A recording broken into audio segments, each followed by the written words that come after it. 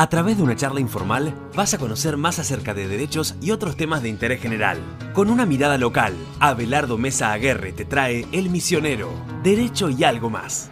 El entrevistado del día de hoy es Darío Ochoa. Él es profesor en Ciencias Económicas, está terminando una maestría en Políticas Sociales y es quien vino el día de hoy a hablar de un tema recurrente en nuestro país, como es la economía. Darío, ¿cómo estás? Bueno, muchas gracias por invitarme. Yo bien, no sé si el país tanto, pero yo creo que estoy dentro de todo comparativamente mejor que el país. Vos sabés que cuando hablamos de economía, yo primero no sé si en el resto del mundo hablan tanto de economía como nosotros. Es decir, se habla de economía, pero en ámbitos. Argentina, los argentinos somos economistas, pero en el kiosco, Sí. en el fútbol, en todos lados. Sí, es como el país de los 40 millones de test y el país de los 40 millones de economistas. Nunca lo había pensado así. Sí. ¿Por qué crees vos que vivimos en crisis? Porque todos los países atraviesan crisis. Sí. Todos los países la atraviesan. A ver, Alemania, Japón en la posguerra estaban fundidos. Ujú. Sin embargo, salieron adelante. Ujú. Con Argentina no pasa eso. Bueno, en realidad yo creo que siempre los procesos son muy complejos, muy autóctonos y la Argentina es una rara avis, es que es un país que está muy lejos de los grandes centros de consumo, de donde pasa la cosa, que es el hemisferio norte, nosotros somos el país más en el hemisferio sur. Pero que ha logrado consolidar con sus más y con sus menos una estructura industrial, un país que, si vos ves la región, no debería tener las características que tiene, y las tiene.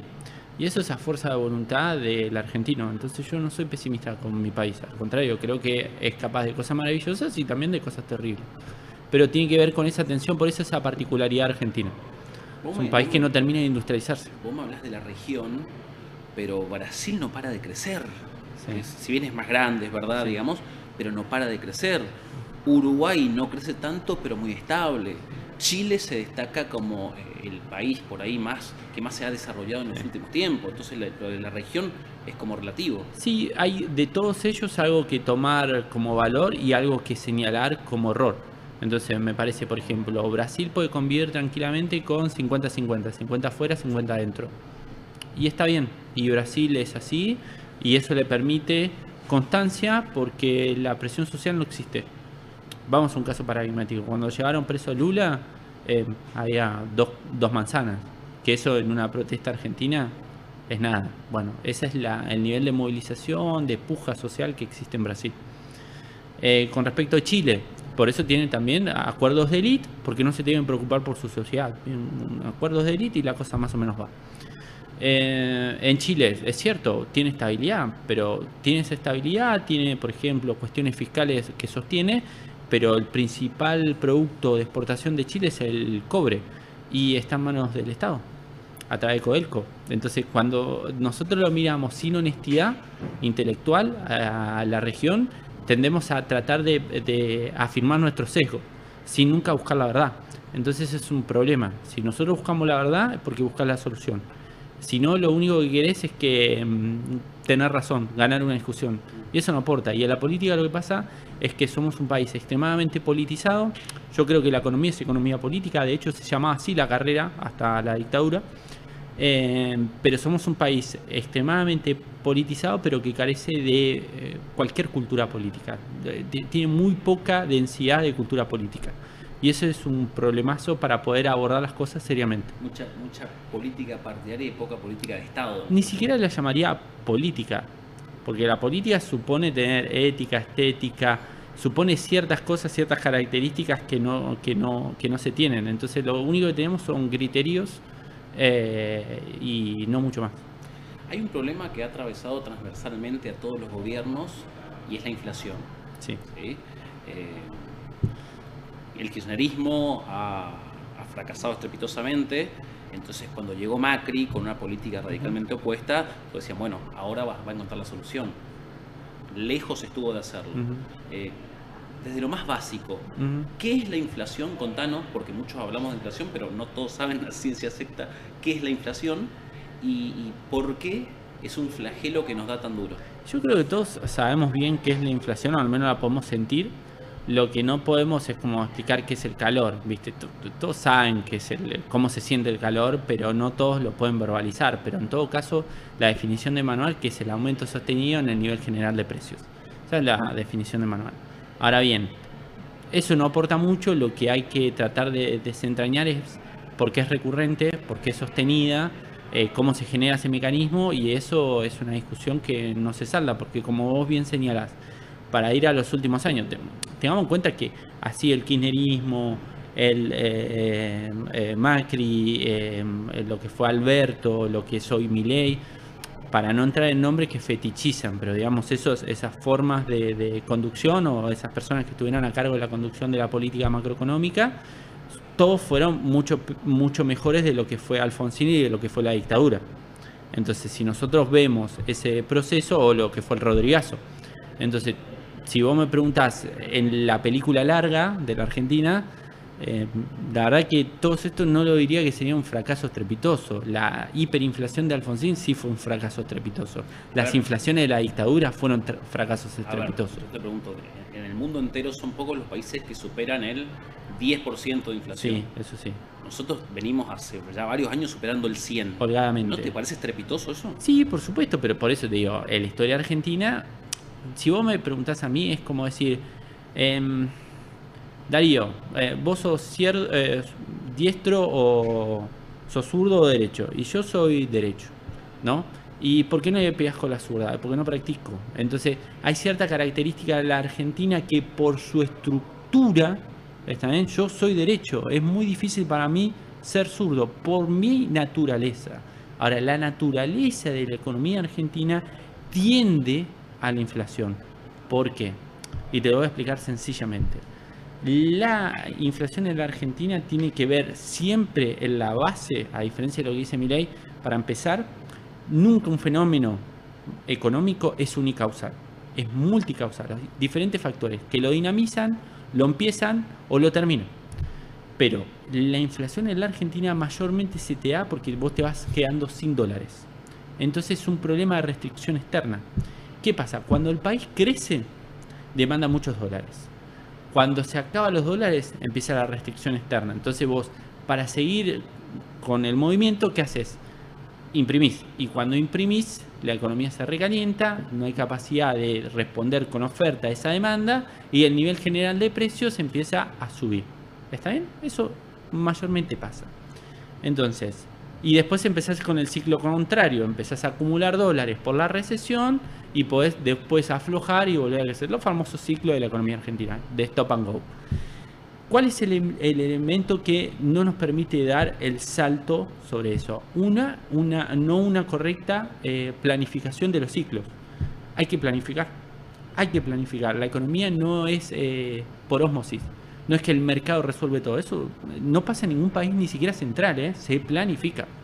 En los países que tienen complejos industriales bastante imbrincados. La Argentina es uno de esos, Brasil es uno de esos, México lo está haciendo, para decir los 3 de América Latina. Todo lo demás no cuentan, porque son países primarios exportadores.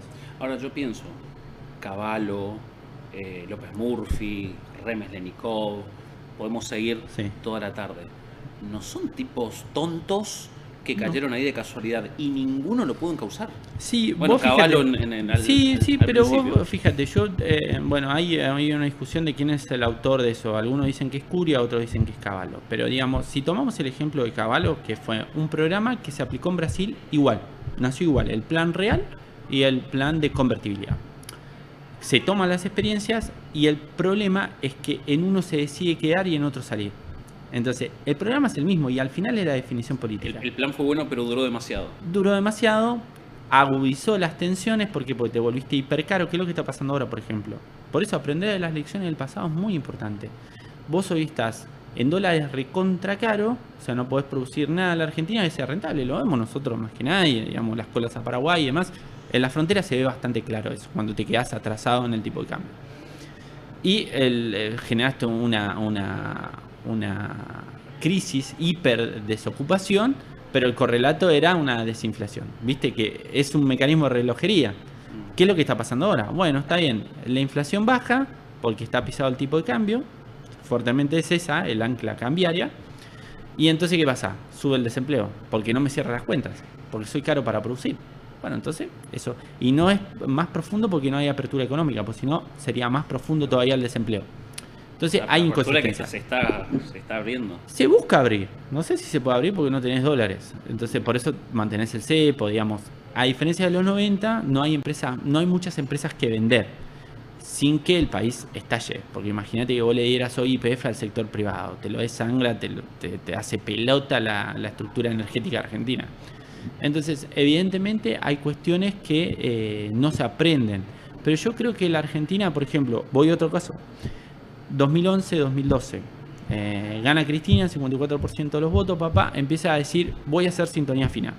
El modelo ya estaba acabado. El modelo en el sentido del sesgo de la inversión, yo lo he vivido así, sesgo de la inversión y sesgo del consumo. Todo el periodo 2002-2011 es todo sesgo del consumo y está bien que así sea.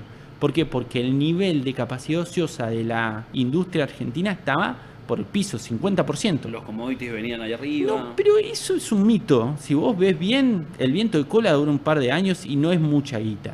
Lo que sí se logró dinamizar era, bueno, hay capacidad instalada, hay que ampliar para que esa capacidad instalada genere empleo y se genera. ¿Está bien? Bueno, ese periodo en el 2011 tocó un límite. Ya en el 2008 ya acusabas recibo porque tenía la crisis global y la capeaste. Pero ya en el 2011, cuando vos ganaste la elección, había que hacer la sintonía fina. Y se eligió no hacerlo. Esa es la pelea que tienen Moreno y Kicillof. Che, sesgo la inversión, hagamos el ajuste en el sentido de ajustar las variables. Entonces vamos a precios relativos más estables, tarifas, energía, inversión sobre esos sectores, y con este nivel de consumo estamos más que bien. Tengamos en cuenta el nivel de consumo al 2011 con el nivel de consumo hoy. Entonces ahí, si vos lo ves en retrospectiva y decís, qué boludo, ¿por qué no hicimos el ajuste ahí? Que no le iba a doler a nadie iba a perder una elección por hacer ese ajuste, era una boludez. Bueno, se eligió otro camino. Lo mismo le pasó a Menem. ¿Sí? A Macri le pasa lo mismo, dice, bueno, yo voy a solucionar la restricción externa porque en esa cosmovisión los dólares parece que no importa de dónde vienen, mientras haya dólares. Entonces se dio la pera con endeudamiento hasta la manija. Él lo confiesa en una entrevista. Yo no creo que los presidentes sean malos per se. Yo creo que a veces tienen limitación como todo ser humano. Y Milei dice que le dijo a Sturzenegger, ojo, y a Caputo, ojo, que de pedir tantas deudas no las vamos a dar. Dicho y hecho. Macri tenía razón. No había que pedir tanta deuda porque te cierran el grifo y explotás. Y Macri se comió 18 meses de corrida. Porque el esquema macroeconómico era solucionar no genuinamente el desbalance. ¿Está bien? Entonces, ¿a qué le dio? A pedir deuda. Y eso termina siempre mal, porque la gran condicionante del proceso de desarrollo de la Argentina es la deuda. ¿Qué es la estanflación que tan en boga está por estos días? Sí, yo cuñé otro que quiero defenderlo, que es la depreflación. Lo dije acá la primera vez y después tuvo bastante rebote, así que lo voy a defender. La estanflación supondría que vos te estancás y hay inflación.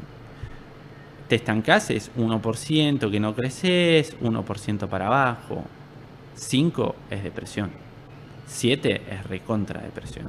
Entonces vos no tenés estanflación, tenés depreflación, depresión e inflación.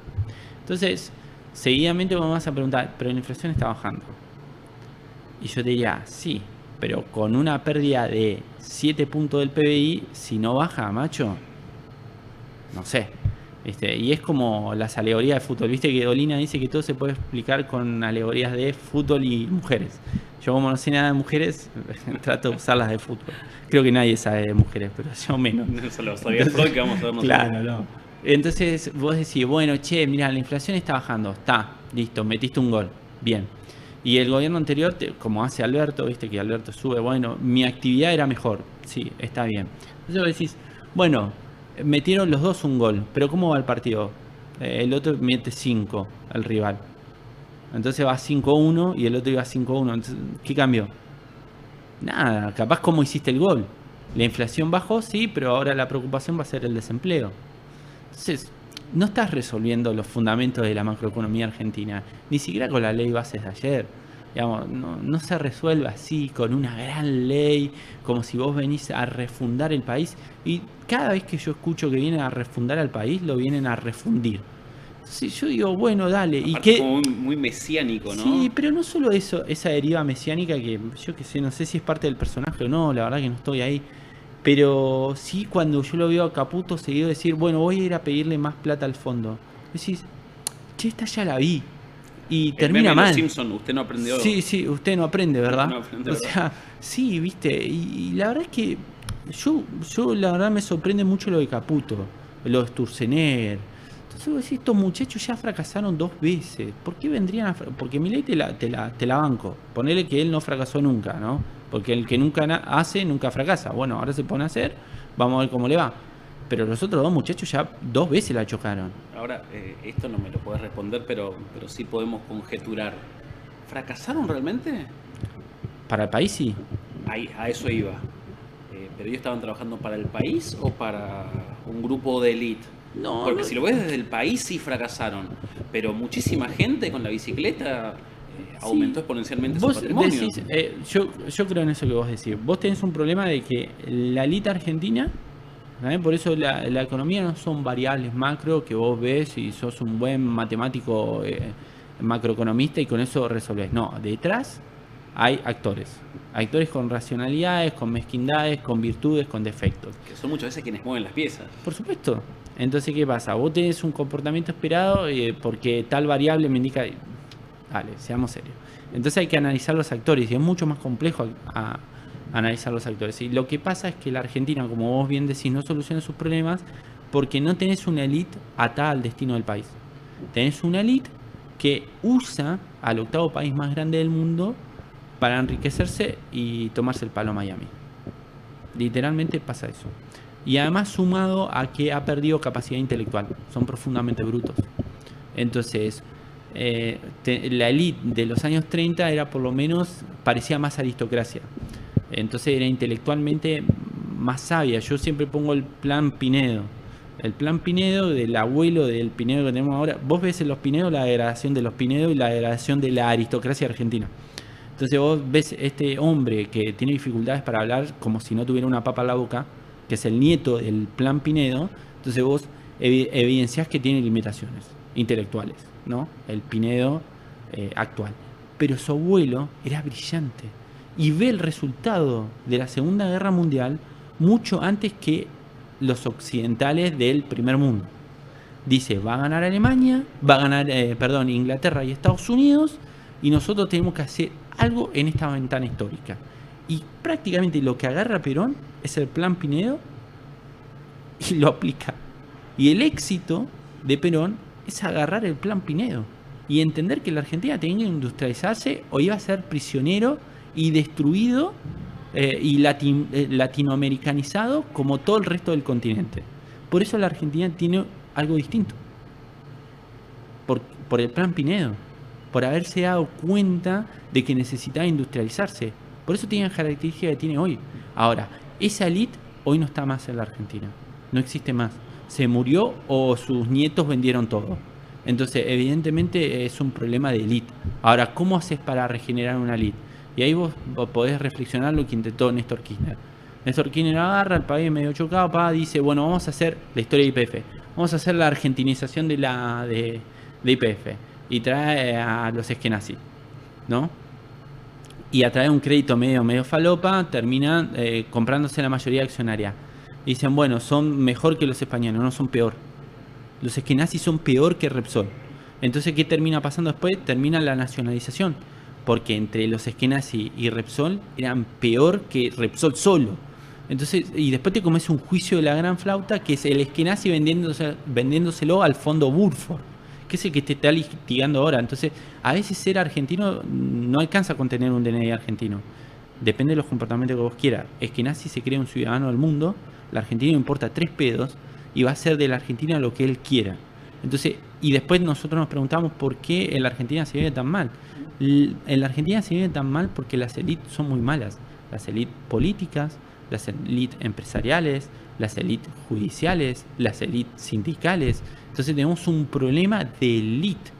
Entonces eso no tiene resolución a menos que se asusten, que todo esto vuele por el aire y se asusten. ¿Qué es lo que pasó en el 2001? Voló todo tanto por el aire que dijeron, bueno, vamos a ceder porque no se aguanta más, no se puede respirar. Nada más. Y después cuando ya se olvidaron de lo que produce su mezquindad, bueno, volvimos a lo que tenemos hoy. Pero por eso digo, no solo los políticos, sino hacemos la fetichización, que es decir, fulano, mengano, sultano. Como si Macri o Cristina fueran todos. Yo por eso digo, no creo ni que Cristina sea intrínsecamente mala, ni creo que Macri sea intrínsecamente malo, ni creo que Alberto sea intrínsecamente malo.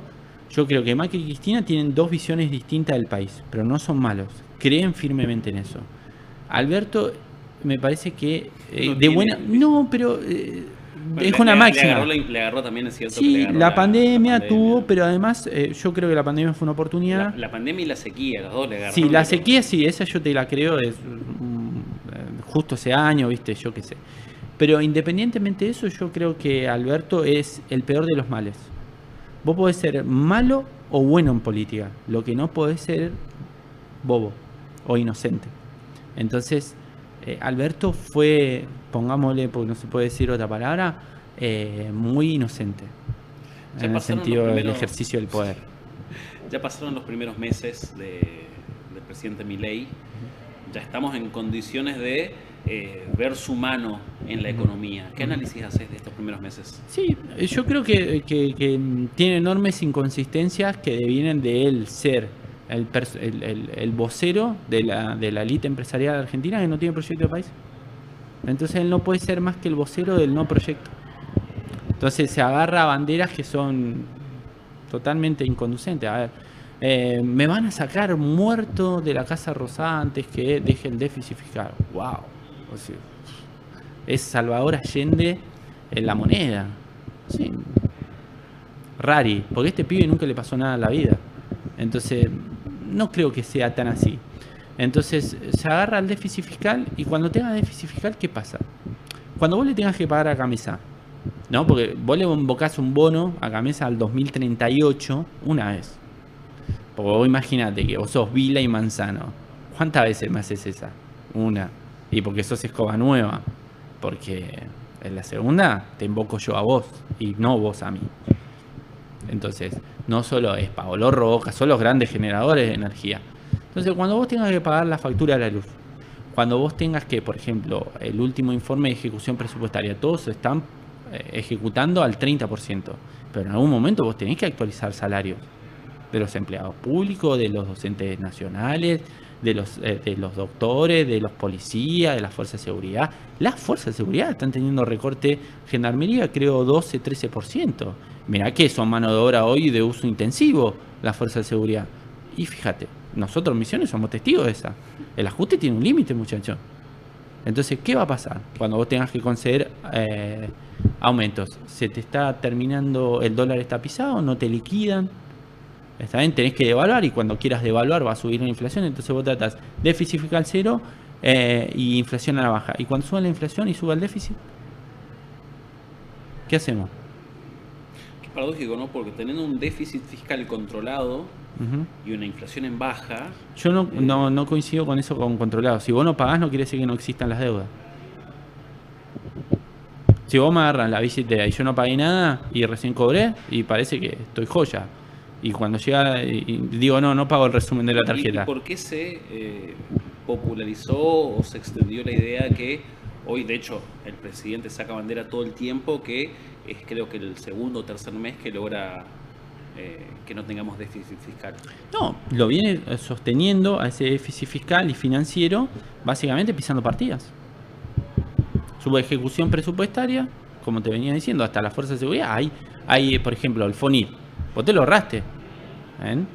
La garantía salarial de los docentes, vos te lo ahorraste. Los aumentos salariales de todos tus empleados públicos, vos te lo ahorraste. Y cuando vos lo tengas que empezar a dar, porque evidentemente la gente tiene un límite. ¿Cuál es el límite? Che, flaco, no como. O sea, dame un momento. Y si no, hay paro. Y si hay paro. Ya vimos lo que pasa cuando hay paro en salud, en educación y en seguridad. No es joda, nosotros tuvimos hasta hace un par de semanas tocando el pianito. Entonces, bueno, Si quieren jugar a ese fleje, está bien. Pero en algún momento eso se resuelve. Mira, la gente lo hace bastante bien. Si vos no me solucionás mi problema, yo o me banco el problema o te ahorro vos. Entonces es un déficit, es un freno, el déficit fiscal artificial, podríamos decirlo. Y yo creo que es artificial porque se lo reclama el propio fondo. El propio fondo le dice, che, mirá, así como lo estás haciendo. Te diga, flaco. El fondo, es Freddy Krueger, ¿viste? Diciendo, che, lo tuyo es mucho. Le está diciendo, así no es sustentable. Y por ejemplo, el paquete fiscal, ¿no? Que sacaron ayer. Que yo creo, mirá, para que vean, yo no tengo ningún sesgo. Yo digo, ¿hay que poner impuesto a la ganancia? Sí. Sí, me parece que sí. Se lo discutía a Cristina cuando era en su momento. No yo porque Cristina no lo escuchaba, pero sí lo discutía en ese momento. Che, hay que está muy bajo, hay que subirlo. Y no encachilarte que el impuesto está bien. Sí, claro que todos estamos de acuerdo que está bien. Lo que no está bien era el piso. Bueno, yo creo que sacar el impuesto a la ganancia estuvo mal. El impuesto a la ganancia tiene que existir. Pero la quita del impuesto a las ganancias fue una decisión que con lo económico no tenía nada, sino era 100% político. O sea, pero por supuesto, pero ¿qué una pasa? cosa es que le cobren impuesto a las ganancias a una maestra, cosa que pasaba hace unos años atrás, sí. Y otra cosa que le cobren impuestos a la ganancia al gerente de una empresa que gana el día de hoy. Bueno, y otra cosa bien distinta es sacar el impuesto a la ganancia. Eso es demagogia impositiva. Claro. Ahora, si vos me decís, sí, Darío, vamos a subir el impuesto a la ganancia y vamos a mantener bienes personales. Yo te digo, bueno, vos querés, le pasó lo mismo a Macri. Macri se tentó en bajar retenciones y después no le cerraba el cuadro fiscal. Y sí, papi, tenés que gobernar es explicar, vos tenés que decirle a la gente, che, mira. Y después terminó reponiendo, mirá la paradoja, terminó reponiendo retenciones, con De Angeli defendiendo la suba de retenciones. Que había sido la bandera de la... Yo lo que decía, bueno, el paquete fiscal se lo voltearon. Seguramente en diputados, porque a muchos gobernadores les interesa, porque es un impuesto que se coparticipa. Pero seguida cuenta, Caputo te dice, yo voy a bajar el impuesto país para las importaciones. Entonces, lo que recaudás de impuesto a la ganancia, pero bajás bienes personales y bajás el impuesto país a las importaciones, es inocuo. Entonces, ¿dónde estás generando los recursos para sanear las cuentas fiscales? Darío, en los últimos... Sumado que ese impuesto a la ganancia que vos cobras, tiene que ver con la macro. Hay que entender el cuerpo de la economía argentina. 70-75% es consumo. 20%, con mucha suerte, será inversión.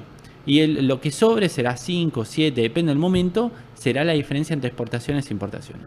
Entonces, si vos matás, es como si vos tuvieras 3 motores y uno es bien grande y los otros 2 son apenas para remolcarte. Bueno, te vas arrastrando, loco. Entonces, lo que vos necesitas es consolidar, por lo menos que no se te siga cayendo el consumo. Y todas las medidas que están tomando es el impuesto a la ganancia, tengamos en cuenta que va a estar en un par 800. Que vos me decís, che, ¿es un sueldo bueno a la porquería de los sueldos que se pagan hoy en la Argentina? Sí, pero no es un buen sueldo en términos de paridad de poder adquisitiva medida en los años. O sea, es un piso que yo no sé si no está en el piso que tenía Macri, que había metido un montón de gente dentro del impuesto a la ganancia. Entonces, me parece, esas son las inconsistencias. Y yo digo, che, esto es como la élite está diciendo, yo no quiero ponerla. A mí me bajás bienes personales y andá a recaudarlo de otro lado. Pero a mí no me la pongas. Bueno. Darío, para ir cerrando, esta copa en diciembre del año pasado estaba a 10. Sí. Hoy esta copa está 20, 25. Sí. El dólar, sí, en diciembre del año pasado estaba 1100, 1200. Sí. Hoy no veo cuánto cerró, pero está 1300. Es decir, prácticamente no se movió. Sí. A mí me hace ruido eso. Mira, lo que pasa es que ese es el gran mito fundacional de Alfonso Pratgay. ¿Te acordás que Alfonso Pratgay decía, yo tengo una memoria para los dichos de los ministros y de los funcionarios, y los puedo citar, porque además estoy enfermo y me gusta esto. Y decía, no va a haber inflación, y le clavó 41 cuando venía de 25, porque los precios ya están fijados al dólar paralelo de 15, estaba 9.30 el oficial, ¿Qué pasó? Se la dio la pera, porque los precios están fijados al dólar oficial. Entonces vos me decís, el dólar no varió. No es cierto, el dólar recontra varió. Pero los precios no se fijan al blue. Lamento desalentarte. Pero pará, vos me decís el dólar no se fija al blue. Perfecto. Pero cuando el dólar estaba a... Los costos no se fijan al blue. Redondiemos. Cuando el dólar estaba a 300 Sí. y el blue pegó un salto y se fue de 600 a 1000, todos los precios se fueron Pero es lo que a vos te 1000. estás diciendo. Esto valía 100, hoy vale 200. ¿Por qué? Porque la inflación se traslada, digamos, el pass-through de la devaluación se va haciendo en el tiempo. Entonces, vos en diciembre lo que valía 100, hoy ya tiene que valer 200. ¿Por qué? Porque el dólar oficial, al que se fijan los precios, se fue al doble. Pero si el dólar hoy, el oficial... 118% devaluaron. Me hace ruido decir oficial, porque ¿qué es oficial? ¿Qué es dólar oficial? Es el dólar en donde las empresas... Cuando yo agarro mi tarjeta y me quiero ir a comprar Paraguay, no es el precio que es. Sí, pero no lo Cuando pienses... yo quiero importar, no es eso. Cuando quiero comprar, no es eso. Bueno, O sea, pero por eso, hay pongámoslo así, un dólar blend. Bueno, está bien. Yo lo que digo es que la evidencia empírica, las ideas son sus resultados. La evidencia empírica es que el dólar oficial marca la enorme mayoría de las estructuras de costo. ¿Está bien? Entonces, si el dólar oficial se mueve, los precios se mueven. Después, ¿qué pasa? Puede que los precios se muevan, por eso te decía, la inflación es multicausal, por las expectativas de inflación. Entonces, si vos tenés una brecha alta, como hoy tenemos 40% de brecha. Después de una devaluación de 100%. No es que vos bajaste el dólar, vos subiste el piso y el techo no se movió tanto, pero ya se empezó a mover. ¿Por qué? Porque hay inconsistencias macro. Entonces, el dólar oficial se mueve y los precios se mueven. Sí. Pero el dólar oficial queda quieto, el blue se mueve y también se también mueven por los las precios. expectativas. ¿Viste que es multicausal? No, claro. Yo ¿Viste que es estoy multicausal? convencido que Por no. eso. Y la impresión del billete que le mandaron a los muchachos. Sí, pero ¿qué pasa? Si vos, por ejemplo, mañana, que le pasó a Néstor Kirchner, y le pasó, por ejemplo, a Menem, te viene un aluvión de dólares.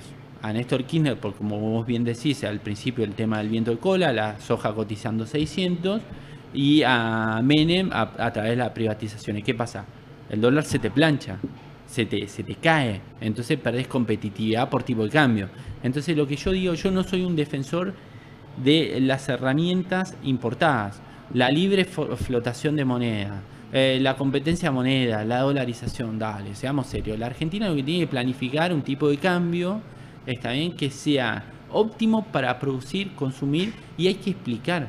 Yo lo decía con Cristina, dólar de tipo de cambio atrasado, y los argentinos volando a Miami, y encima en cuota, y además en cuota, yo me acuerdo una nota que me hicieron que me pegaron por todos lados, propios amigos míos, ¿no?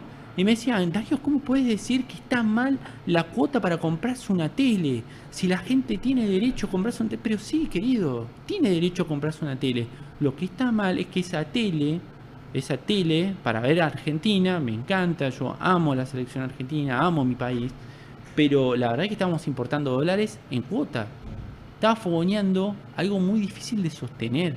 Entonces, yo soy de los que creen que la Argentina tiene que tener tipo de cambio competitivo para producir y exportar, energía barata para las industrias, para acomodar los precios relativos. ¿Cuál es el mundo que yo sueño? Yo te voy a decir el mundo que yo sueño. La Argentina no le da para tener, por tamaño, complejidad de su industria y demás, una clase media que viaje a Miami. No le da. Pero le tiene que dar para una clase media, docentes, pareja docente, para que se vayan a Brasil cada tanto, sin gastar tanto, y si quieren a la Argentina cuando la cosa está mal, pero siempre yéndose de vacaciones. ¿Y eso qué significa? Que los precios relativos se acomoden, y que vos acumules dólares de reserva, y que tengas estabilizada tu macroeconomía y tu moneda. Y eso se logra haciendo que los servicios sean caros, domiciliarios, pero para la industria baratos. ¿Está bien? Porque yo creo que el vector que puede dinamizar la producción argentina no pueden ser los salarios de porquería, porque ese es el vector que están apuntando ahora. Bueno, vos trabajame como un esclavo senegalés por 2 mangos, ¿está bien? Y que la energía y las empresas de energía se la lleven en pala. Entonces vos trabajá para pagar la tarifa. Y a mí me parece que no, que lo que hay que hacer es la energía domiciliaria, que vos pongasle, cuides, el agua lo mismo, pero para el vector energético, para un país que tiene energía, y que tiene capacidad intelectual para generar mucha más energía. Nosotros somos un país que domina el ciclo completo de la energía nuclear. No tenemos por qué andar pasando por esto que estamos pasando. Hacemos turbina para hidroeléctrica. Yo no sé por qué no se discute Corpus y Garaví. O sea, si no es Corpus y Garaví, es salarios de porquería. Y hay que explicarlo. Si no, Misiones sigue teniendo la tasa de actividad más baja y salarios por debajo del promedio nacional porque no tenemos Corpus y Garaví. Y después, si me quieren explicar cuestiones de agenda ODS y toda la que vos quieras, explicásela a la gente que no tiene laburo.